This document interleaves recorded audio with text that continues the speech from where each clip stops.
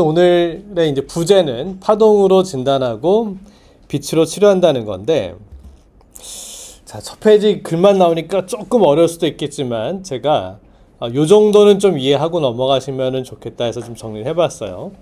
기본적으로 사람의 이제 뇌 활동이라고 하는 거는 이런 인지적인 활동이 있고, 그 다음에 기본적으로 사람의 이제 생리와 항상성을 유지하는 이제 수면 각성 리듬을 조절하는 게 있잖아요.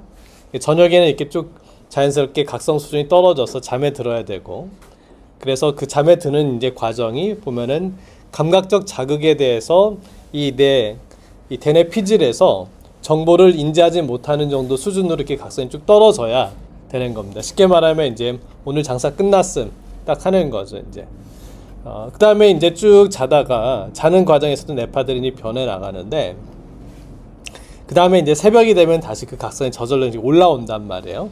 그래서 다시금 이제 뭔가 자극을 줬을 때 내가 인지하는 수준까지 각성이 올라와야 그 다음에 이제 흔들어 깨우든지 부르든지 하는 것들을 내가 인식을 할 수가 있는 거예요. 이제 그런 이제 기본적인 수면 각성의 리듬이라든지, 그 다음에 기억, 사고, 판단, 집중, 그 다음에 이해, 또 표현, 이런 것들이 다 이제 인지적인 과정에서는 뇌의 특정 부위와 특정 네트워크들이 활동을 하고 거기에 맞는 파장들이 외부적으로 표현이 됩니다. 근데 물론 이제 뇌파장으로 표현되는 것들이 뇌의 모든 정보를 다 반영해주지 못할 수 있어요. 그리고 그걸 분석하는 기술이 아직은 한계가 있기 때문에 우리가 이제 흔히 쓰는 뇌파의 패턴을 보고서 이 뇌 안에서 일어나는 모든 것들을 다 알기는 어렵습니다. 이제 앞으로 엄청나게 많은 빅데이터가 쌓이고 그걸 분석할 수 있는 이제 인공지능 기술이 더 많아지면 더 많은 비밀을 캘 수 있겠죠.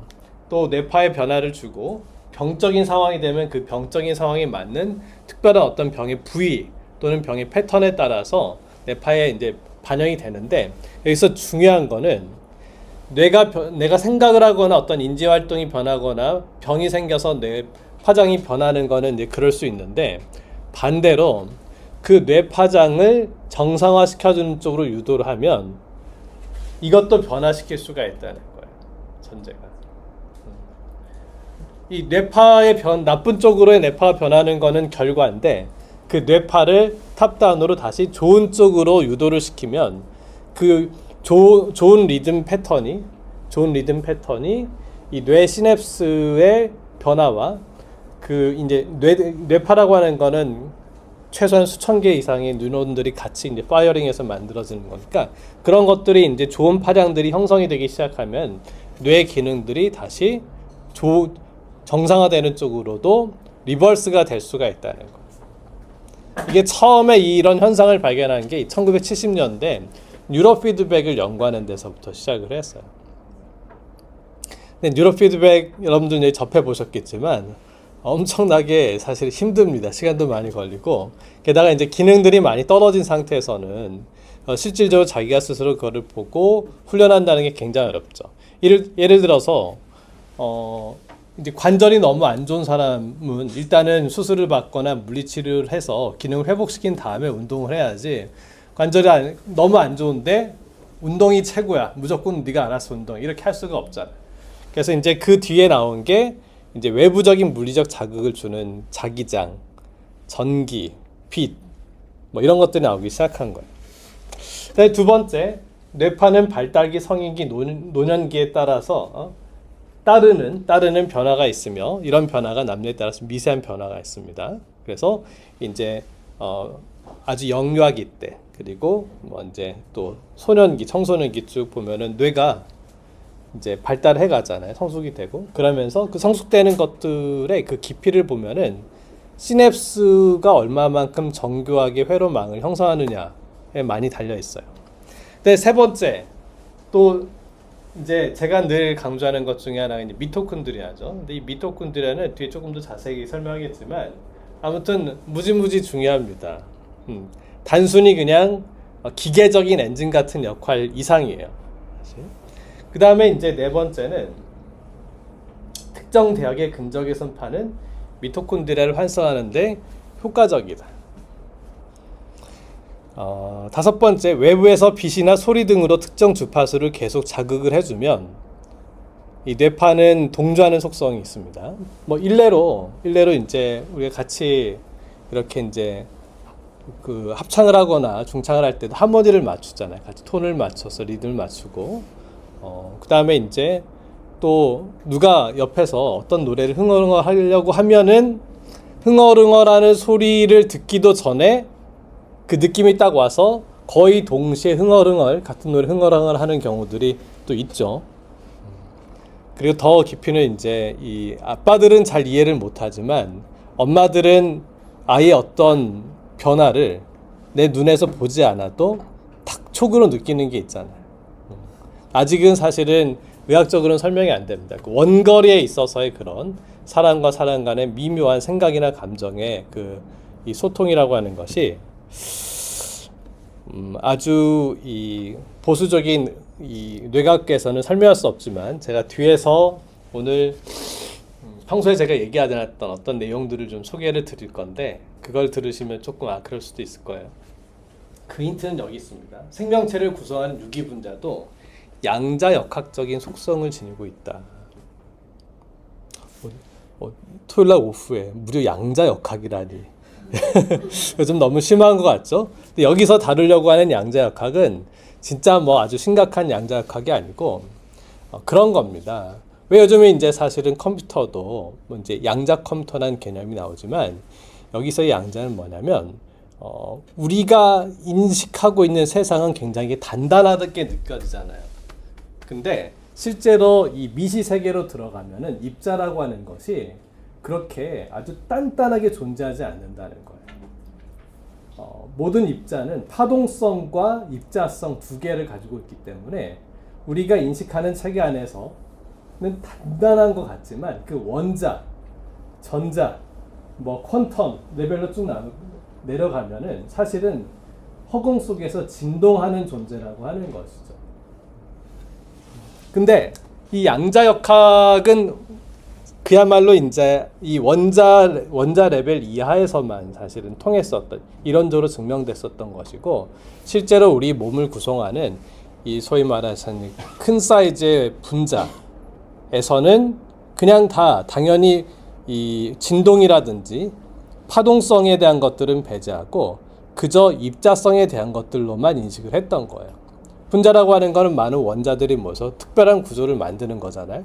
그래서 그것이 세포막도 만들고 우리 뼈도 만들고 그 다음에 이제 호르몬 같은 것들이 독특한 모양새로 만들어져서 세포막의 독특한 수용체에 딱 이렇게 만나게 되면은 화학작용이 일어나는 그런 식으로 늘 설명을 했는데, 한 7, 8년 전에 과학자들이 이 사람의 DNA나 단백질체 같은 그런 거대한 분자도 실제로는 파동적인 속성을 가지고 있다라고 하는 것을 밝힌 거예요. 이거를 이제 조금 더 이제 확대해서 해석하면 사람이라고 하는 실체, 이 유기 물질이라고 하는 것이 굉장히 거대한 존재고 단단한 입자로 되어 있는 것 같지만 실제로 우리 몸 자체도 거대한 하나의 진동하는 에너지체일 수 있다라고 하는 거지. 자, 이제 파장의 중요성을 제가 좀 한번 다시 리마인드 시키려고 이렇게 가지고 왔습니다. 그 다음에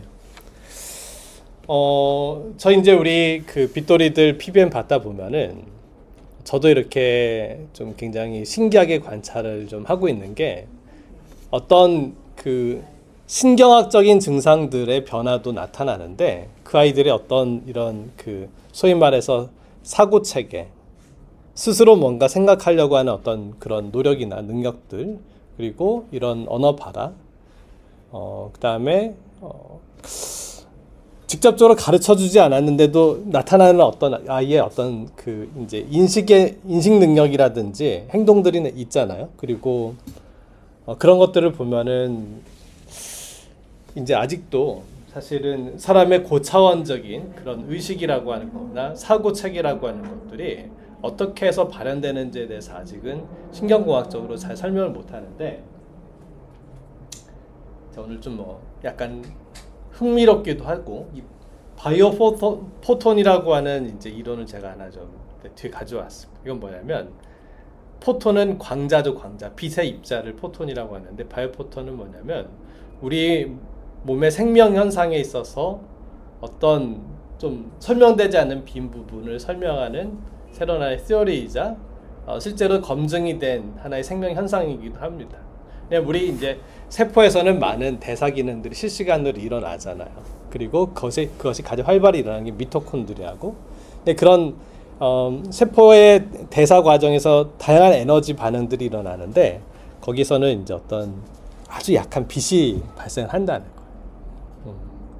그리고 그 빛의 주된 것이 이제 활성산소에서의 그런 이제 라디칼이라고 하는 전자도 있지만 이런 이제 광자들이 이제 발생이 되는데 이것이 이제 굉장히 중요한 역할을 한다. 그리고 아직은 이제 그 PBM에서 좀 이제 컨벤셔널한 레이저 테라피 관점에서는 이 얘기는 잘 언급을 안 해요. 왜냐하면 이 얘기를 언급하는 순간 약간 이제 사이비처럼 이렇게 넘어갈 수도 있기 때문에.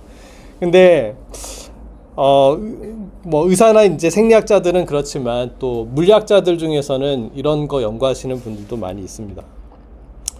자, 이제 그렇고 이제 잠깐 이제 또 뒤에 나오는 거 접어두고, 제가 이제 다른 걸 이렇게 막 좀 하다 보니까 제가 10여 년 전에, 지금도 이제 잊어버리고 있었는데 이런 거를 제가 한 적이 있었어요. 더뷴이라고 해서 몸의 독소 제거, 마음의 독소 제거 해가지고, 그때는 이제 그 회사를 이제 창업하고 요 기술 개발을 본격화시키기 전이었는데, 일종의 이제 그 심신 치유 힐링 캠프 같은 거였습니다.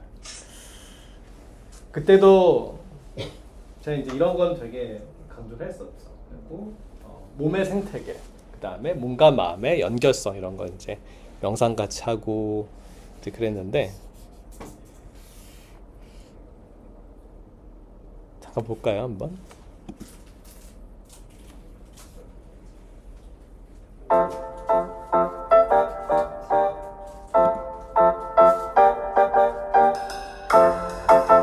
벌써 10년이 넘었죠.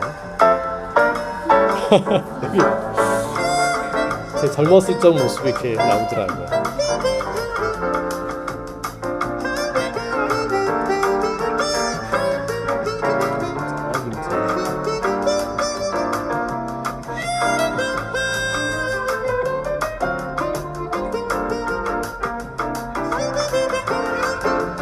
한 2박 3일 정도 같이 합숙하면서 이제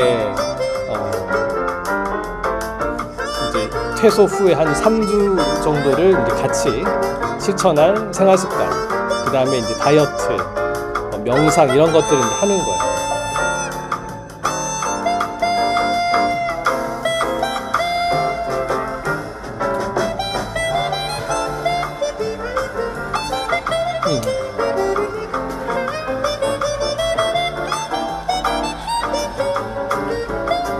근데 2박 3일 이렇게 하고 나면은 한 진짜 3주는 빡세게 따라옵니다.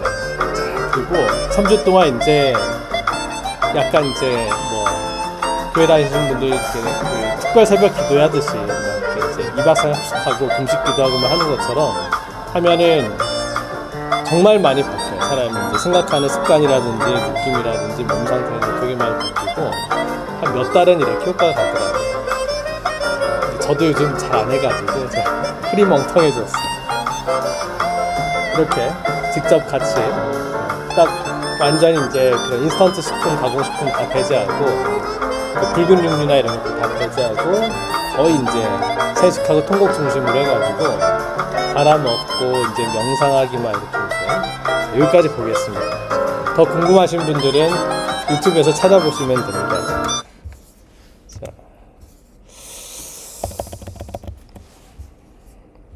다시 슬라이드로 돌아가서, 자, 리듬에 대한 얘기를 제가 좀 해볼게요. 뇌파관이 왜 갑자기 심장 그림 갖고 왔지? 그런데 그 우리 몸에서 스스로 리듬을 만드는 기관이 크게 두 개가 있는데 가장 대표적인 게 사실은 심장이거든요. 그 다음에 뇌인데, 심장은 워낙에 강력한 전기장을 만들기 때문에 몸에 아무데나 전극을 붙이면 다 측정이 돼요. 근데 뇌파는 너무 약해. 마이크로 볼트 수준이기 때문에 엄청나게 이제 사실은 증폭을 시켜서 측정하는 건데, 제가 왜 이 심장 그림을 갖고 왔냐면 심장이 스스로 뛰면서 어떻게 보면은 이 신체 생명 현상이 시작이 되고 심장이 멈추면은 이제 생명이 끝나는 거죠. 근데 아직도 왜 심장이 스스로 뛰다가 스스로 멈추는지 잘 몰라요. 사실. 그냥 뛰는 것에 대한 관찰은 해. 근데 왜 어느 순간부터 얘네들이 스스로 뛰는지 모르는데 어쨌든 뛴다고 치고 이제 이게 스스로 계속 리듬을 유지할 수 있는 거는 여기 이 심장에는 굉장히 많은 뉴런들이 있어요. 신경망들이 스스로 있어서 요 보면은 이제 심방에 이제 SA 노드라고 하는 얘가 페이스메이커 역할을 해요. 얘가 1초에 한 번씩 구령을 붙이면 1초에 한 번씩 뛰고 1초에 1.5번씩 구령을 붙이면은 80번씩, 90번씩 뛰는 거예요. 제가 구령을 붙이는 거예요. 제가 구령을 붙이면 그 구령에 따라 신경망들이 정보를 쫙 전달해서 심방 뛰고 그 다음에 심실 뛰고 심방 뛰고 심실 쭉 그래야지 이제 이게 펌프질이 되잖아요. 근데 얘가 기능을 못하는 경우들이 있어요. 어떤 병적인 상황에 대해서 얘가 기능을 못하면 마치 이제 대통령이 이제 유고시에는 총리가 받고 총리가 유고시에는 장관 중에 이제 서열을 딱 잡았고 누가 받고 하듯이 이 우리 심장도 안 뛰면 안 되니까 이 구령을 붙이는 데 있어서 컨팅전시 플랜이 딱 있어서 이 노란색 얘가 이제 기능을 못하기 시작하면 그 다음에는 그 밑에 있는 애가 구령을 붙이고 그 밑에 있는 애도 구령을 못 붙이면 그 밑에 있는 심실 안에 있는 이제 신경망들이 구령을 붙이게 되는데 자 이제 예를 들어서 대통령이 어떤 의사결정을 하고 했을 때 더 빠릿빠릿하게 움직일까요? 아니면 대통령이 유고가 돼가지고 이제 총리가 갑자기 그걸 딱 받아서 할 때 더 이게 막 신속하게 될까요? 당연히 이제 위에가 있을 때가 더 빠릿빠릿하게 움직이겠죠. 마찬가지로 심장도 원래 구령을 붙이던 이 SA 노드라고 하는 게 망가져서 그 밑에 있는 애가 구령을 붙이면 리듬이 느려져요. 그 다음에 얘가 망가져갖고 밑에 있는 애가 구령을 붙이기 시작하면 또 리듬이 느려져요. 이게 자연스러운 현상이에요. 자, 그 다음에 제가 뇌파를 말씀을 드릴게요.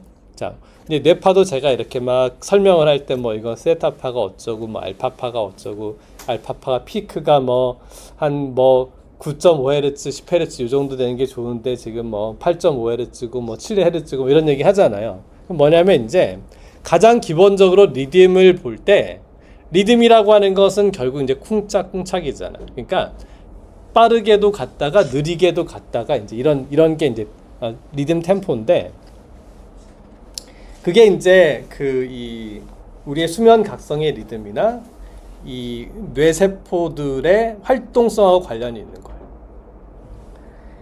거예요. 자, 영어로 써서 조금 어려울 수도 있는데 사람이 이제 깊은 수면 상태가 되면 이 대뇌피질은 활동이 거의 꺼져요. 그러면 뇌뿌리만 주로 활동을 한단 말이에요. 이 뇌뿌리. 근데 이 뇌뿌리만 활동하는 상태가 만약에 막 하루 이틀 사흘 나흘 계속 되는 상태는 뭐냐면 이 뇌사 상태인 거예요. 뇌사 상태. 그러니까 뇌뿌리를 통해서 심장은 돌아가는데 뇌는 전혀 활동이 안 되는 상태. 깊은 코마 상태. 그러면 이제 주로 델타 리듬만 나와요. 이렇게. 그 다음에 이제 이게 정상적으로는 뇌뿌리 상태로 이제 깊은 숨을 차다가 얘가 이제 이 변연계까지 올라오면은 그러면은 세타파가 그때부터 이제 활동을 하기 시작하고 그 다음에 이제 이 시상이라고 하는 물류 창고에서 대뇌피질로 정보를 이렇게 보내주기 시작하면 이제 알파 리듬이 형성이 되고 그 다음에 이제 대뇌피질에서 알파파를 받아가지고 거기서 정보를 막 이제 분산 처리를 할 때는 베타파가 나오는 거예요. 즉 뭐냐면 이 뇌라고 하는 것도 척수가 있고 척수하고 뇌를 이어주는 데를 뇌뿌리라고 해요. 그다음 뇌뿌리 위에 이제 뭐 감정과 기억을 처리하는 변연계가 있고 그 다음에 오감각의 정보를 대뇌피질로 뿌려주는 이제 물류 체계인 이제 뭐 비서실장이라고 표현해도 되려나? 기획조종실 이런데 시상이라고 하는 게 있어요. 그럼 얘네들이 이제 정보를 다 뿌려줘 이렇게. 그러면 대뇌피질 각 부서에서 받아갖고 막 처리를 하잖아요. 그래서 밑으로 갈수록 리듬이 느려지고 위로 고차원적인 쪽으로 고위 인지 기능을 처리하는 고차원적인 쪽으로 갈수록 이걸 신피질이라 그래요. 제일 이 진화상 제일 최근에 만들어졌다. 신피질이라 그러는데 여기로 갈수록 리듬이 빨라져요. 그 다음에 이제 얘가 이제 밤이 돼서 더 이상 대뇌피질 이제 퇴근, 네, 이제 오늘 장사 끝났어. 그러면은 이제 얘는 이제 점점 베타파는 쓸 일이 없어지고 다시 느려지겠죠. 알파, 세타. 요즘은 이제 깊은 수면들을 잘 못 취하니까 이제 델타까지는 잘 안 나간다더라고요. 이렇게 느려졌다가 다시 빨라졌다가 느려졌다, 빨라졌다 하는 것이 자연스러운 리듬이에요. 그래서 우리 이 뇌가 어떤 정보를 제대로 처리를 하려면 뇌파가 너무 느려져 있는 상태에서는 효율성이 급격히 떨어져. 뇌파가 이제 뭔가 들어오는 정보가 너무 없거나 이 텐전이 너무 없으면은 이 효율성이라고 치면은 너무 떨어져. 그래서 사람이 어느 정도 예를 들어서 지금도 마찬가지 이제 뭔가 듣고는 싶은데 너무 졸려. 막 계속 리듬이 막 떨어져. 그러면 이제 얘가 안에서 정리해가지고 내 기억 안으로 얘를 집어넣어주지 못하는. 그래서 어느 정도 약간 각성 상태와 긴장이 있어야 그래야지 정보를 처리하는 효율성이 이제 나오는 거예요. 그러면은 그거를 뇌파 리듬으로 보면은 어느 정도 되냐 싶으면은 최소한 이제 한 10Hz에서 20Hz 정도 그 사이에서 초당 10번 내지는 20번 정도 이제 진동하는 그 안에서 사람이 보통 정상적인 우리 심피질은 정보를 제대로 처리를 합니다. 그 한 중간 정도 한 15Hz 정도가 딱 이제 중간이고, 근데 이제 10Hz는 이제 좀 이렇게 거의 뭐랄까 그냥 준비만 한 단계이기 때문에 저희가 이제 PBM을 해서 이제 자극을 줄 때 보통 좀 어린 애들은 9Hz, 그다음에 좀 큰 애들은 10Hz 정도가 가장 적합한 리듬이죠. 그래서 알파파 리듬은 전반적인 이제 이 혈액 순환을 촉진시켜주고 뇌 큰 부위에서 네트워크들을 활성화시켜줄 때는 이제 그 알파파의 9나 10Hz를 선택해서 하지만 좀 더 인지적인 쪽을 자극시켜줄 때는 최소 12Hz 이상 정도부터 이제 자극을 해주게 되는 거예요. 근데 이제 제가 보면은 그 어린 애들 같은 경우는 18Hz 이상은 제가 잘 안 써요. 18Hz는 어중간하면 제가 잘 안 쓰거든요. 왜냐면은 저도 보시면 아시겠지만 너무 주파수가 빨라도, 즉 자극이 빠르게 파파파파 와도 그렇게 효율이 오히려 너무 빠르면 착 떨어져 이렇게. 그리고 이제 PBM도 이게 주파수를 조금 이제 욕심을 내서 이렇게 쭉 올리다가 그러니까 좀 이제 각성이 올라간다든지 그러면은 이제 다시 조금 이제 아직 적응하기 좀 어려운가 보다 해서 조금 이제 한 발 빼죠. 이렇게 조금 느리게 하고. 그래서 이제 그거를 조금 이렇게 보면서 이렇게 조절을 하는데, 이게 이제 사람의 신경망이라고 하는 게 다 개인별 편차가 있잖아요. 그래서 이게 누구에게나 또 통하는 게 아니에요. 누구에게나. 그리고 어렸을 적에는 기본적인 이제 이 뇌 신경망이 그 이제 미성숙하고 기본적인 리듬이 느리기 때문에 이 존 자체도 약간 이렇게 느린 쪽으로 이렇게 내려가게 되는 거예요. 그리고 이제 우리가 이제 발달에 조금 문제가 있는 아이들은 이게 더 느려지고 더 좁겠죠.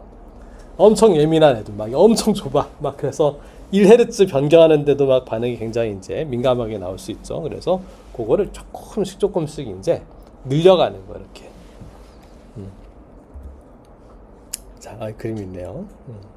자, 그래서 이제 아마 이런 개념들은 사실은 일반 교과서에는 잘 안 나오는 내용이에요. 그래서 이 뇌파나 이런 거를 진짜 그 소위 말해서 뇌파 전문으로 하는 사람들이 쓴 책을 읽어보면 도대체 무슨 얘기인지 너무 어려워. 뭐 몽타지가 어쩌고 저쩌고 하고 뭐 막 뭐 스파이크가 어쩌고 뭐 뾰족한 판 어쩌고 저쩌고 막 얘기를 하는데, 기본적으로 사람 몸에서 만들어지는 리듬의 어떤 원리에 대한 것들이 조금 빅픽처에 대한 것들이 조금 잘 설명이 안 되는 경우들이 많아서 이거는 제가 이제 공부하면서 정립한 개념이고 나중에 제가 책을 쓴다면 이제 이런 내용들을 가지고 조금 이제 정리해 보려고 합니다. 자, 그래서 이제 실제로 이제 어려운 내용은 이제 거의 다 끝났어요. 이제 요거 몇 개만 이제 보면은 조금 이제 재밌는 얘기로 넘어갑니다. 자, 이제 뇌파를 찍으면 이렇게 나오잖아요. 근데 이제 이 파장이라고 하는 게 기본적으로 빠른 파, 느린 파 여러 속도의 파장들이 섞여 있는 거란 말이에요. 마치 이제 연못에다가 돌을 팡팡 던지면은 이제 파동들이 쭉 서로 이제 간섭 현상이 일어나잖아요. 그래서 이 기본적으로 여기까지 넘어가 봅시다. 자, 이 파장이라고 하는 것을 이해를 할 때는 진동, 속도, 그 다음에 진폭.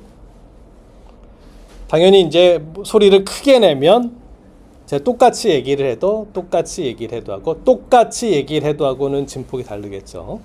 그 다음에 이제 발생하는 신호 위치.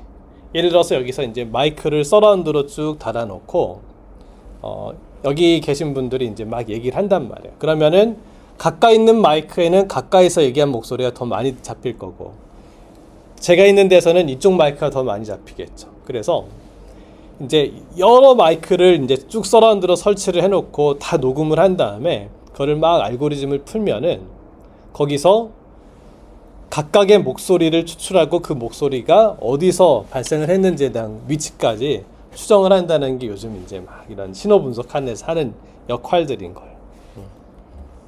그래서 이제 이거는 뭐냐면 주파수별로 쫙 풀면은 느린 이런 뇌파라고 하는 것이 빠르게 촘촘하게 이렇게 진동하는 베타파와 그 다음에 크게 너울질하는 알파파와 더 느리게 진동하는 세타파 이런 것들이 다 섞여서 하나의 전극마다 그런 거예요. 섞여 있는 파장들이 들어가는데 이거를 주파수별로 프리즘을 딱 걸어가지고 느린 파부터 빠른 파까지 이렇게 묶어서 그것의 평균적인 크기를 본다는 거예요. 그래서 그 크기를 마치 이제 우리 등고선 보듯이 색깔로 표시하면은 색깔이 빨갛게 짙은 거는 올라와 있는 거, 증가되어 있는 거.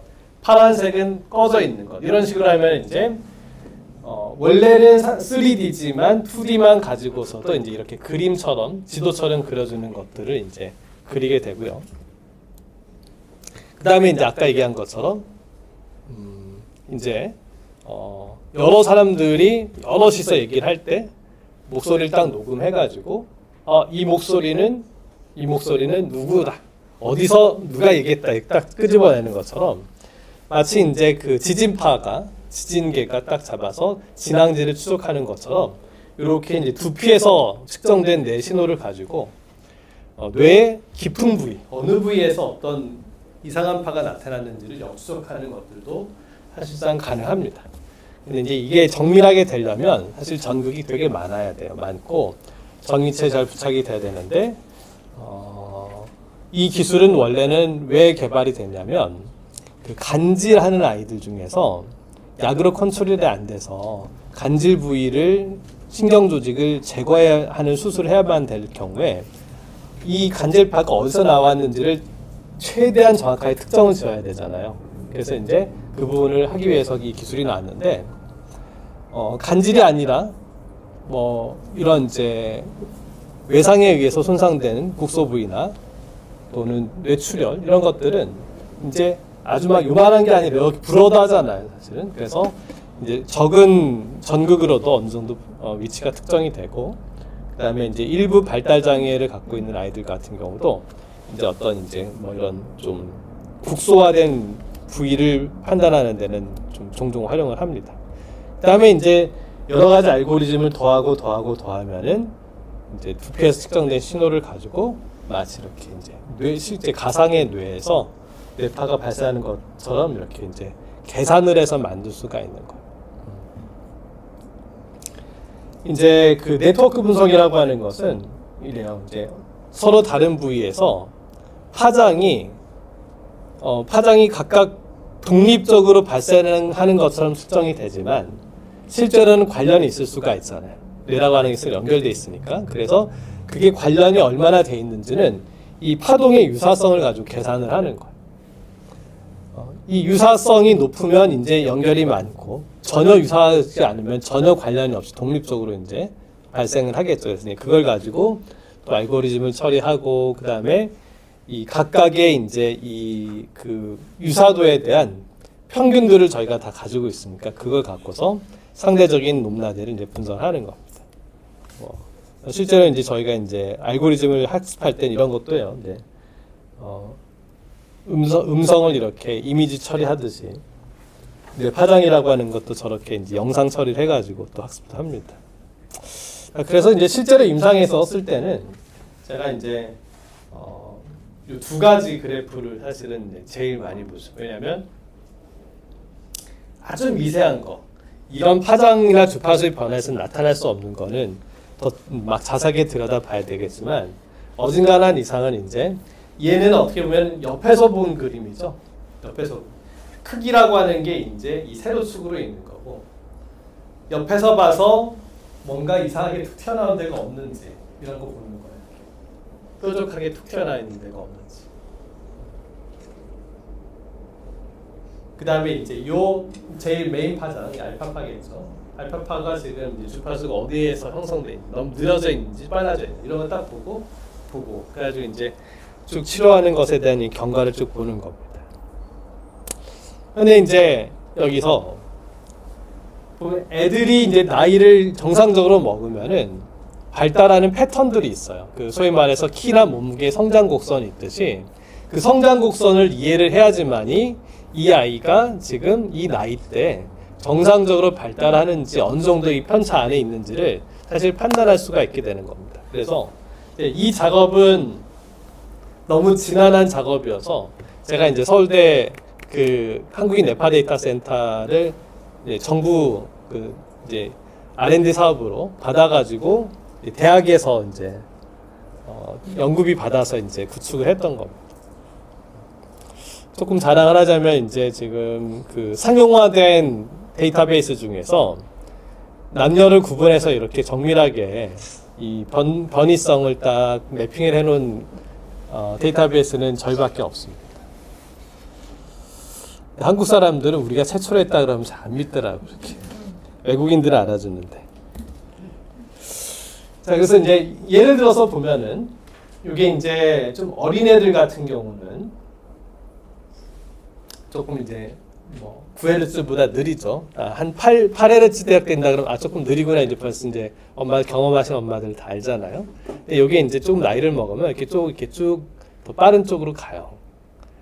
그리고 이제 더 이제 청년이 되고 막 한참 막 빠릿빠릿할 때 이제 조금 쭉 가다가 다시 이제 이 나이를 먹으면 다시 느려지는 게 자연스러운 변이성입니다. 그래서 우리 어르신들은 다 보면 이렇게 뭔가 들어도 잘 이 처리가 안 되고 자꾸 물어보고 뭔가 이렇게 느려지잖아요. 이렇게 뻣뻣해지고. 그러니까 어쩔 수가 없는 거예요. 요즘 그 Z세대 이제 옛날에 예를 들어서 뭐 조선시대 농경사회는 사실 문화도 이 조부모 때나 손자 때나 문화도 똑같고 사는 것도 똑같고 그냥 똑같잖아요. 그러니까 그리고 오래 살지도 못하고 그러니까 3대가 같이 살아도 돼. 근데 제가 요즘 보니까 지금 요즘은 너무 문명도 빠르게 발전하고 이 문화적인 갭이 너무 커서 이 조부모님, 할아버지 할머니하고 손주들은 기본적으로 완전히 이게 외계인, 그러니까 서로 다른 외계에서 사는 거예요. 이렇게 지구와 화성 대화가 안 돼요. 전혀 정서적인 공감이 잘 안 이루어져 보면은. 그래서 요즘 사회에서는 3대가 같이 사는 건 별로 안 좋은 것 같아요. 가끔 만나야 돼요. 가끔 만나서 그냥 용돈 주고 맛있는 거 좀 한번 먹고 끝나고 해야지 서로 뭔가 이렇게 생활을 공유하거나 대화하려고 그러면 대화가 안 되더라.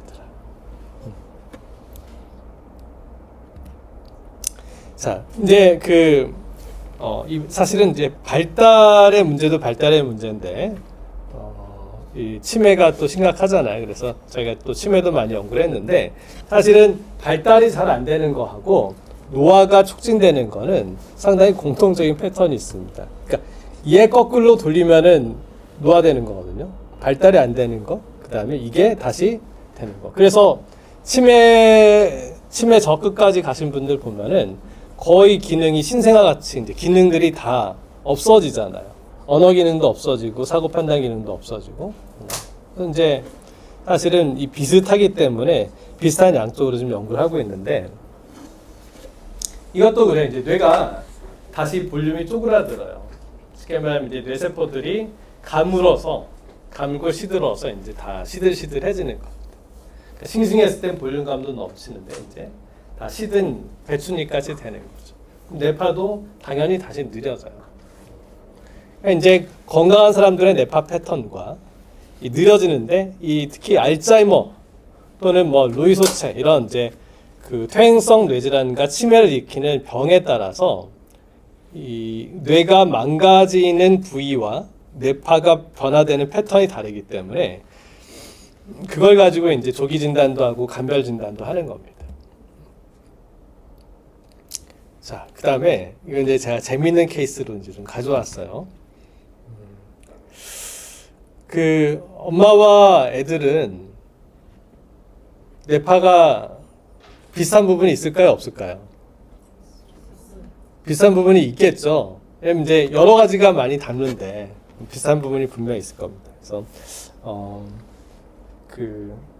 이 아이는 경계성 지능 좋아했어요. 이 아이는 경계성 지능 좋아했고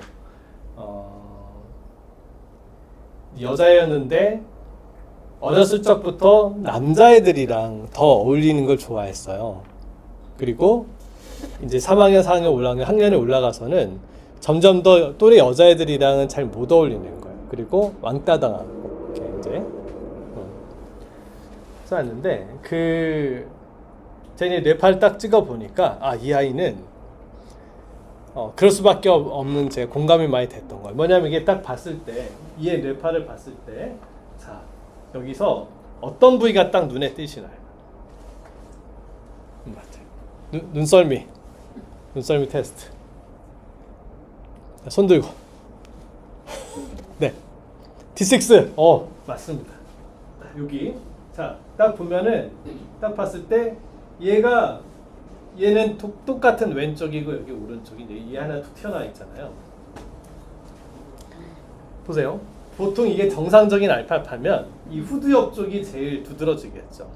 근데 얘는 지금 후두엽보다도 지금 여기가 얘는 후두엽이 지금 한 55 정도 되는데 얘가 거의 100 정도 된단 말이에요. 비정상적인 거예요. 자, 아까 우리 대뇌피질은 기본적으로 정보를 처리할 때 베타파를 써요. 우리가 눈을 감고 찍어야 되는 건 눈을 시각 정보를 차단해야지 후두엽에서 그나마 알파파가 좀 보이는 거예요. 알파파가 없어지는 게 아니라 알파파는 안에서 정보를 전달하고 빨리 빠져야 되기 때문에 그냥 우리가 눈 뜨고 인지적인 상태에서는 알파파는 잘 안 나타나는 게 정상이에요. 근데 자, 어떤 부위에서 보세요. 아까 베타파가 있어야 될 자리인데 뭔가 느린 파장이 나타나고 있다. 그럼 이제 이렇게 보면 거기서 뭔가 구령을 붙여야 될 애가 지금 잠들어 있거나 역할을 못하고 있구나. 그래서 우리의 대뇌피질에서 어떤 부위에서 느린 파장이 나타나기 시작했을 때 기본적으로 그런 개념을 갖고 보면 되는 거. 얘는 지금 기본적으로 제대로 된 이 대뇌피질의 심피질로서의 역할하고 정보 처리를 하는데 역할을 하려면 베타파들이 어느 정도 나와줘야 되는데 그렇다고 해서 베타파 너무 많이 나올 필요도 없는 거예요. 왜냐하면 이거는 안정 상태 찍으니까. 이건 쉽게 말하면 이 부분의 기능이 뭔가 지금 얘는 지금 잘 안 작동하고 있다는 거예요. 그렇게 이해를 하시면 돼요. 이는 뭐냐면 언어적인 인지, 비언어적인 인지. 쉽게 말하면 눈칫밥이 없는 거예요. 분위기 파악이 안 돼. 근데 이게 남자면은 괜찮아요. 남자면은. 원래 남자들은 다 비슷하니까. 근데 이제 여자애 같은 경우에는 이게 이제 사춘기에 접어들고 하면서는 말하지 않고 걔네들끼리 이렇게 이제 서로 알아먹는 그런 분위기들 있잖아요.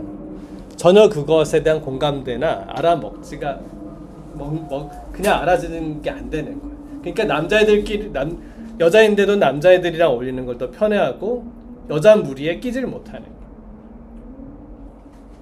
그래서 이제 약간 바보 취급당하고 이제 왕따 당하고 그랬는데, 그러면서 이 엄마가 하소연을 했어요. 나는 안 그랬는데, 응? 누굴 닮아서, 누구 닮았겠어요? 아빠 닮아서 이제 그랬는데, 이제 그래갖고 이제 엄마도 그냥 그 엄마가 너무 속상해가지고 막 공황장애 막 우울증 막 돼가지고 엄마도 한번 찍어보자고, 같이 찍어보자고 해서 찍었더니 똑같아. 똑같아. 근데 이제 좀 뭐한 얘기지만 그 사실 저희 직원이 엄마랑 커뮤니케이션 하면서 약간 엄마랑도 커뮤니케이션이 잘 안 된다고 좀 그런 이제 이게 엄마한테서는 두드러지게 나타나지 않았던 문제가 이제 여기서 아이한테는 조금 더 두드러지게 이제 나타날 수가 있었던 것 같아요. 그럼 이제 왜 그런 게 생기냐면 이제부터 미토콘드리아 얘기를 제가 좀 하려고 하는데, 자, 미토콘드리아는 원래 얘가 그 우리 세포에 DNA가 있잖아요. 그럼 내 DNA가 있는데 미토콘드리아 얘는 자기 DNA를 따로 가지고 있어. 아주 독특한 애예요. 그리고 미토콘드리아 안에서, 세포 안에서 번식도 해요. 자기들끼리 번식도 해. 쫙 필요하면 쫙 번식해. 번식을 시키는 가장 일반적인 활동 중에 하나가 운동이에요. 근육세포. 그래서 운동을 하면은 막 이제 산소에 대한 디맨드가 높아지고 미토콘드리아가 이제 계속 자극을 받으니까 근섬유 안에서 미토콘드리아 증식을 해. 그래야지만이 폭발적인 힘을 또 내니까. 근데 실제로는 우리 몸에서 단위 용적당 에너지를 제일 많이 쓰는 기관이 사실은 뇌예요, 뇌. 그래서 이 뇌에서 미토콘드리아가 그 수많은 정보들을 처리하는 데 있어서 그걸 감당할 수 있을 정도의 에너지와, 이따가 얘기하죠, 바이오포톤 이런 것들을 만들어낼 수 있어야 돼요. 근데 얘가 그 기능이 이제 약해져 있으면은 그걸 충분히 만들어내지 못하는데, 뭐가 문제냐면 미토콘드리아는 무조건 100% 모계 유전이에요. 100% 모계 유전이에요. 이게 그 DNA는 아빠 거 반, 엄마 거 반 받는단 말이에요. 딱 똑같이 정확하게 정자와 난자가 만나서. 근데 이 미토콘드리아는 난자 안에 있는 미토콘드리아만 100% 이게 쓰여져요. 정자가 이 오른쪽에 보면 정자죠. 이 정자는 원래 정자세포에도 미토콘드리아가 있는데 이 미토콘드리아를 어디다 다 쓰냐면 운동하는 데 써버려요. 난자태까지 이렇게 막 가야 되잖아요. 엄청나게 가야 되잖아요. 그리고 꼬리 딱 띄고 DNA만 쑥 들어가는 거예요. 이렇게. 그러니까는 여기서 봤을 때 이 엄마의 체세포, 그 다음에 한 달에 한 번씩 이제 배란을 하잖아요. 그럼 이제 난자. 근데 이제 난자가 한 달에 한 번씩 만들어지는데 이 분열하는 과정에서 세포 안에 초록색은 쌩쌩한 미토콘드리아, 빨간색은 좀 비실비실한 미토콘드리아가 있을 수가 있잖아요. 왜냐면 미토콘드리아 수명이 있으니까, 세포도 수명이 있듯이. 근데 이제 얘가 분열을 해서 난자로 이렇게 배출되는 과정에서 확률적으로 주로 건강한 미토콘드리아만 있는 난자, 그 다음에 비실비실한 미토콘드리아가 더 많이 쏠린 난자, 이런 것들이 이제 확률적으로 있을 수가 있단 말이에요. 확률적으로. 근데 이제 건강한 미토콘드리아를 더 많이 갖고 있는 난자하고 이제 수정이 되면, 그러면 이제 더 건강하게 자랄 수가 있는 거고, 그러다가 이제 좀 부실한 미토콘드리아가 많은 난자하고 정자하고 만나면 이제 미토콘드리아가 부실한 상태에서 이게 쭉 이 난자가 그 다음에 이제 또 나날이 돼가지고 결국은 아예 몸을 만들잖아요. 그러니까 그럴 수가 있는 거예요. 그럼 이제 이 대목에서 우리 엄마들은 또 내 미토콘드리아를 잘못 받아가지고 우리 애가, 근데 그거는 뭐 생물학적으로 보면, 일반적으로 보면 그럴 수 있겠지만 그 엄마들이 그거를 1인칭으로 그렇게 대입할 필요까지는 없다라고 저는 생각합니다. 그리고 이제 어쨌든 우리가 살아가고 있는 환경 자체가 굉장히 오염이 돼 있고, 제가 10년 전에 그 더뷴이라고 하는 거를 이제 막 한참 떠들고 막 했었던 이유 중에 하나는 뭐 요즘 이제 미세 플라스틱 이런 얘기도 나왔지만 미세먼지, 미세 플라스틱, 그 다음에 수많은 이제 여기 유기화학 물질들 이런 것들이 수십 년 동안 굉장히 많이 생태계 방류가 됐고, 그리고 우리 그 지금 이제 가임기 여성들이 벌써 한 1, 20년 전부터 사실 자연 임신이 굉장히 어려운 몸이 돼버리고 있잖아요.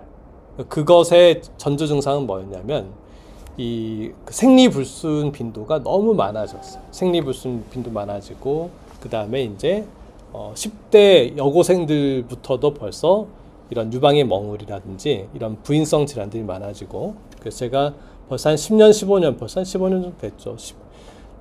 지방에서 굉장히 이제 또 이제 오랫동안 유방외과 하셨던 분이 예전에는 20대 여성들 멍울 잡히는 것도 드물었지만 이 조직 검사를 거의 안 했다는 거예요. 근데 요즘은 10대 애들도 멍울 잡히면 조직 검사를 한다는 거예요. 암이 발생하는 연령이 그만큼 떨어지는 거예요.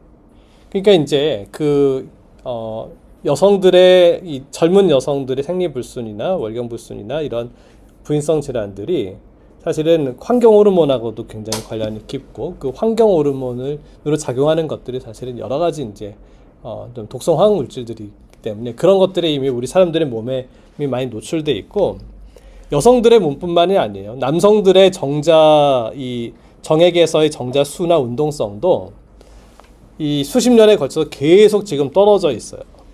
그러니까는 어떻게 보면은 이제 이런 오염된 환경 속에서 사실 이게 그 수만 년 동안 정상적인 생태계와 그 대를 이어왔던 이게 지금은 어떻게 보면 이런 몸의 환경 속에서 굉장히 이 자손을 잉태하고 이렇게 낳기 굉장히 어려운 환경이 된 거죠. 자, 얘기를 좀 해보겠습니다. 우리는 이제 생태계 안에서 살아가고 있는데 우리 몸도 작은 소주체란 말이에요. 근데 우리 몸에서 또 이 자연의 생태계가 굉장히 유사한 생태계 구성이 크게 두 가지가 있는데, 첫째는 뭐냐면 장내 미생물은 이제 다들 많이 아실 거예요. 장내 미생물뿐만 아니라 우리 두피, 피부, 코, 이 구강 안에까지 외부에 노출되어 있는 모든 점막과 피부에는 균이 다 덮고 있어. 뭐 우리 몸뿐이겠어요? 여기 균이 없는 데가 어디 있겠습니까? 다 균이 덮어 있어요. 우리 눈에 안 보일 뿐이지.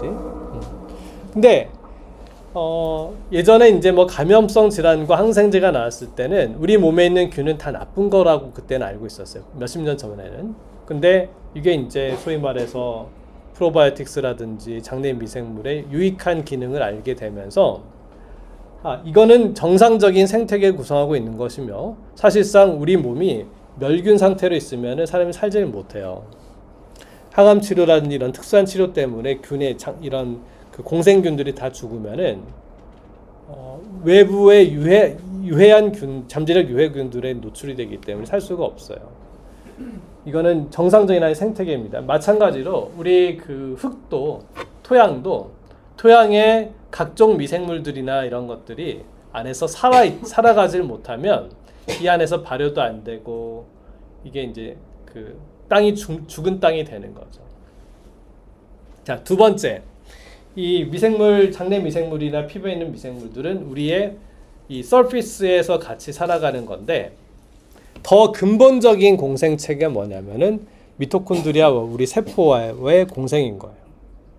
여기 오른쪽에 있는 것처럼 원래 이 미토콘드리아는 이 장내 미생물처럼 하나의 균이었어요. 균이었는데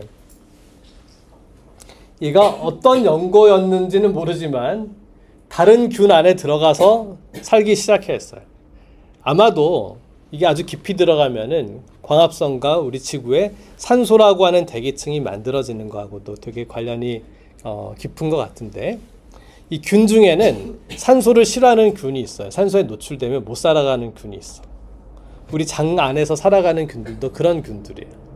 이런 균도 남의 몸에 들어간 거예요. 균이 그 안에서 번식을 하게 됐는데, 원래 이제 균이 남의 몸에 들어가면은 둘 중에 하나는 죽어야 되는데 그 시행착오하는 과정 속에서 그거를 품어버린 거예요. 근데 이 미토콘드리아는 어떤 특성이 있었냐면 이 빛에 되게 민감하고 마치 엽록체처럼, 그 다음에 이 빛을 받고 굉장히 이제 이 ATP라고 하는 생합성을 잘하는 그런 균이었던 거예요. 그러니까 세포 안에 들어와가지고 이 안에서 번식을 하면서 얘는 에너지를 왕창 만들기 시작하고 그 만들어진 에너지를 가지고 전체 세포가 같이 쉐어하는 그런 이제 생태계가 만들어지기 시작했어요. 근데 이게 왜 중요하냐면 이 균은 수십만 년을 살아오면서도 균은 분열하면 그냥 다 독립개체잖아요. 그렇죠? 근데 나무나 뭐 동물이나 사람은 세포가 분열해도 따로 각자 놀지 않고 그 안에서 어떤 역할을 통해 가지고 같은 하나의 장기나 개체를 형성을 한단 말이에요. 분열했는데 각자 도생을 하지 않고 뭔가 이런 하나의 더 큰 올간과 더 큰 단위의 생명활동을 하게끔 얘네들이 활동할 수 있었던 것은 바로 이 세포에서의 미토콘드리아와의 공생에서부터 시작을 합니다. 자, 극단적인 어떤 상황을 제가 들어볼게요. 우리 암세포들은 어떤 세포냐면 분명히 우리 몸에 정상적으로 있던 세포인데 이 세포가 내 개체의 일부 속성을 잃어버리고 아무 기능도 하지 않는 세포로 퇴화를 해서 얘가 분열을 해도 더 이상 내 몸에 어떤 이런 기능을 하지 않는, 마치 하나하나의 세포가 박테리아처럼 이제 살아가기 시작하는 게 암세포예요. 내가 속해 있는 사회의 어떤 일원으로서의 역할을, 속성을 잃어버리는 거죠. 근데 암세포가 왜 정상이었다가 암세포가 되는지 하면은 그 과정을 보면 이 미토콘드리아들이 세포 안에서 제대로 살아가지 못할 때 이 세포가 암세포화가 돼버리는 거예요. 즉 공생이라고 하는 역할, 사회성을 잃어버리는 거예요. 세포가 사회성을. 자, 뇌로 들어가면은 우리 뇌라고 하는 것은 인체의 어떤 organ보다도 서로 인터랙션을 해야지만이 그 기능을 할 수 있잖아요. 인터랙션을 하지 않는 뇌세포는 사실상 뇌세포로서의 기능이 없는 거예요. 그러면은 정상적인 뇌세포들은 여러 가지 내외적인 자극에 반응을 하면서 끊임없이 막 시냅스를 하려고 막 계속 더듬 끊임없이 해요. 이게 기본 활동이에요. 그러다가 어떤 파장들이 계속 반복되고 어떤 정보 패턴들이 계속 반복되면은 거기에 반응하는 애들끼리 이렇게 하면 딱 손을 잡아 이렇게 쫙 해가지고 시냅스를 연결해서 거기에 대해서 더 적극적으로 이제 대응을 하고 정보를 처리하고 거기에 따라 진화를 하는 거예요. 마치 이제 우리 챗GPT 인공신경망도 그 신경망이라고 하는 말이 어디서 나왔냐면 이 시냅스에서 나온 거예요. 뇌가 수많은 뇌세포들이 단위 세포들이 뭐 수백 개, 수천 개의 시냅스를 연결하면서 엄청나게 많은 정보가 병렬 처리가 되는 그 패턴을, 그리고 간에 자가학습이 되는 것들을 연구해가지고 인공지능을 학습시키는데 응용을 한 거예요. 그러니까는 이 신경망 이론, 소위 말해서 컨볼루셔널 뉴럴 네트워크라고 하는 그 CNN이라고 하는 그런 거를 만들면서 사람의 학습을 닮은 인공지능 알고리즘이 만들어지고 엄청나게 막 진화를 하게 돼요. 지금 뭐 사람의 뇌보다도.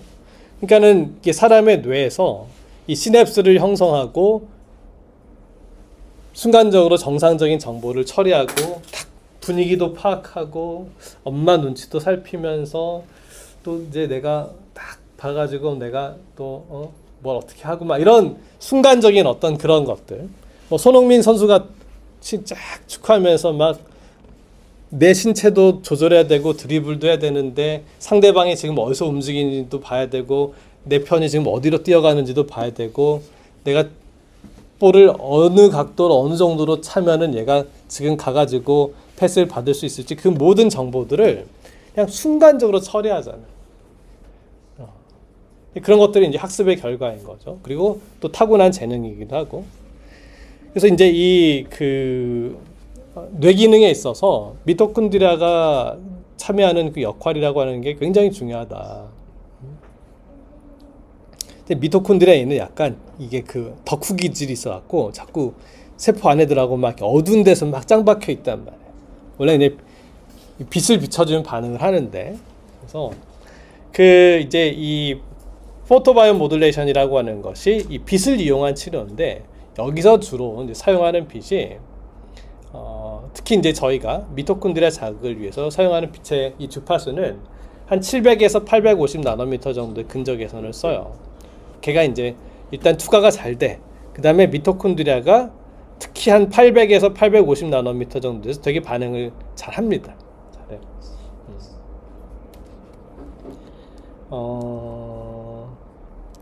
이제 발달장애나 자폐아이들 뿐만 아니라 사실은 치매, 그리고 우울증 이런 쪽에도 굉장히 많이 쓰이고 있고요. 지금 저희는 이제 또 아이들 같은 경우는 사실은 이렇게 공식적인 임상시험을 하기가 굉장히 어렵지만, 치매나 지금 우울증 쪽은 이제 대조군 임상시험을 저희가 지금 또 진행을 하고 있어요. 마약 중독 재활 쪽도 제가 굉장히 관심 있게 하고 있는 분야고, 자, 근데 이제 이 뇌파를 분석해서 가는 게 좋다. 그래서 이제 저희 장비를 같이 연구를 하기로 했고, 자, 이제 시간 좀 1시간 정도 지났으니까 요 얘기를 하고 좀 마무리하겠습니다. 자, 이 미토콘드리아가 에너지 대사를 하면서 이 미량의 이 빛을 만들어낸다고 해요. 대사라니까 그럴 수 있겠죠. 근데 이 빛이 그냥 어떤 부산물로서 나타나는 현상이 아니라 일부 연구자들은, 저는 개인적으로 그럴 수 있다라고 믿고 있습니다만, 제가 또 너무 완전 확증되지 않은 이런 사실인 것처럼 제가 떠들긴 좀 그래서 남의 말을 빌어서, 일부 연구자들은 이 바이오 포톤을 통해 가지고 이 세포의 재생이라든가 그 다음에 정보 통신을 하는데 이용을 하는 걸로 그렇게 이해를 하고 있어요. 왜냐하면 아까 손흥민 같은 경우도 그렇지만 때에 따라서는 우리가 논리 이상의 어떤 논리 이상의 어떤 통찰력, 또는 어떤 배우지 않는데 나타난 어떤 지혜, 응용력, 어떤 그런 것들이 있잖아요. 5만 시간의 법칙인가? 만 시간의 법칙인가? 뭔가 이렇게 그 어떤 통찰, 지혜, 직관, 우리가 이렇게 그냥 순차적으로 하지 못하는 어떤 능력들이 있어요, 사람에게는. 그러한 정보 처리를 그냥 이 전기가 소위 활동전이라고 하죠. 전기가 돼서 이렇게 해서 뭐 도파민이 뿜어져 나오고, 그 다음 세포가 받아서 또 파장을 만들고, 그런 속도로는 그런 정보 처리를 할 수가 없다는 거예요. 여기서 얘기하는 거. 빛의 속도로 반도체 또 전자가 왔다 갔다 하잖아요. 그러니까 빛의 속도로 뭐 정보가 서로 광통신이 되어야 되지 않느냐. 그래서 이제 이 연구자들의 주장은 이 우리 미토콘드리아에서 만들어지는 이 바이오포톤을 이용을 해서 주변에 있는 망가진 미토콘드리아나 망가진 세포를 회복하기도 하고, 그 다음에 이걸 통해서 정보 통신도 이제 함으로써 사람의 이제 고차원적인 그런 인지력들을 매개하는데 굉장히 중요한 역할을 하지 않느냐라고 이제 또 얘기를 합니다. 그래서 이게 이제 PBM을 했을 때 미토콘드리아가 활성화되는 것은 분명히 많이 이제 입증된 사실이고, 그 과정에서 이제 미토콘드리아가 소위 말해서 바이오포톤이라고 하는 것, 단순히 이제 ATP라고 하는 에너지뿐만 아니라 바이오포톤이라고 하는 것들을 충전하고 바이오포톤을 더 많이 만들어서, 그것이 이제 그러니까 직접적으로 외부에서 PBM이 들어와서 빛이 닿는 것뿐만 아니라 거기서 이제 만들어진 바이오포톤들이 다시 주변 뉴런이라든지 주변 티슈, 그 다음에 이제 일부는 시냅스가 아닌 또 다른 매트릭스를 통해 가지고 전달됨으로써 치유 효과가 일어날 수 있고, 그 과정에서 이제 다시 이런 우리가 어떤 신경학적으로는 설명할 수 없는 그 이제 아이들의 내면의 성장, 이런 것들이 될 수 있지 않을까라고 생각하고 있습니다. 그래서 이제 혹자는 또 이렇게도 얘기를 해요. 이제 이게 뉴런이죠. 뉴런이고 뉴런 바디에다가 엄청나게 많은 가지인데 이게 또 이제 우리 은하계의 모습하고도 굉장히 이제 유사하다. 그래서 사람이 이제 그 소위 말해서 또 오라라고 하잖아요. 이렇게 우리 또 예수님 또 부처님 이렇게 옛날에 그림 보면 이렇게 다 뒤에 오라 이렇게 그려져 있잖아요. 뭔가 느끼는 거예요. 이렇게 눈에 안 보이지만. 그래서 하여튼 저도 이제 뇌파를 오랫동안 연구하고 그다음 이제 이 빛이라고 하는 걸 이용을 해서 치료를 시작한 지가 지금 한 이제 1년 조금 이제 1년 남짓 했는데 조금 넘었죠. 하여튼 뭐 그 좀 신기한 경험들도 많이 하고 있고 계속해서 이것이 이제 우리 각자 아이들한테 어떤 것이 최적의 프로토콜인지에 대한 것들도 저 계속 이제 연구를 하고 있고 한 가지 조금 어려운 점 중에 하나는 아이들이 뇌파가 다 깨끗이 측정되는 경우가 별로 없어가지고 이거를 이제 일반화 시키기가 굉장히 좀 어려운 한계들이 있습니다. 그래서 조금 더 이제 데이터가 쌓이고 조금 이제 이 데이터를 좀 정제를 하면 이제 이걸 조금 논문으로 제가 좀 써보려고 준비를 하고 있는데 어쨌든 그래요. 그래서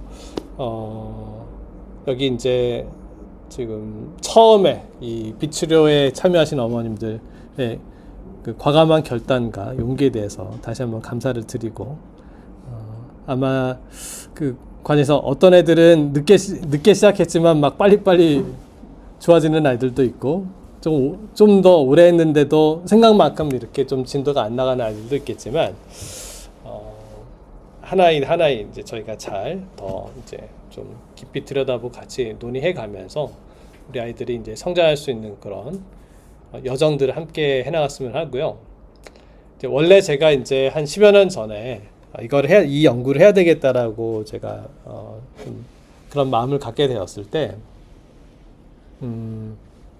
제가 한 가지 계획하고 좀 꿈꾸고 있는 것 중에 하나는 이제 우리 아이들이 이제 성장하고 나면 자립을 해야 되잖아요. 자립을. 아직 이제 자립까지는 좀 나이가 좀 세월이 흘러야 되겠지만 이제 이 아이들이 또 좀 자립할 수 있는 능력을 회복을 해서 또 이런 이제 치유 활동이라든지 이런 쪽 분야에 이제 관심을 많이 좀 갖게 된다면 이 아이들을 이제 이런 쪽에 교육을 해서 좀 하나의 직업으로서 활동할 수 있는 그런 기회들 좀 만들고 그다음에 또 이제 우리 엄마들도 이제 저희가 그 교육 과정들도 지금 좀 체계화시키고 있는데 엄마들도 저희 이제 그 비의사 교육 프로그램에 좀 참여해서 조금 더 전문적인 교육을 받으시고 그리고 이제 자기 자녀를 같이 이제 치료 과정에 참여하셨던 그 경험을 쌓아가지고 또 이제 파트타임으로 이렇게 아이들 케어하는 매니저로 또 이렇게 활동도 같이 참여해 주시고 그러면은 이제 이 서비스에 좀 그 지평도 넓히고 좀 접근성도 좀 넓힐 수 있지 않을까 싶습니다. 그래서 어머님들 하여튼 함께 해주신 건 늘 감사드리고 또 아이들 더 좋은 성장과 치료를 위해서 최선을 다하도록 노력하겠습니다. 자, 오늘도 좋은 시간 가지시기 바랍니다. 감사합니다.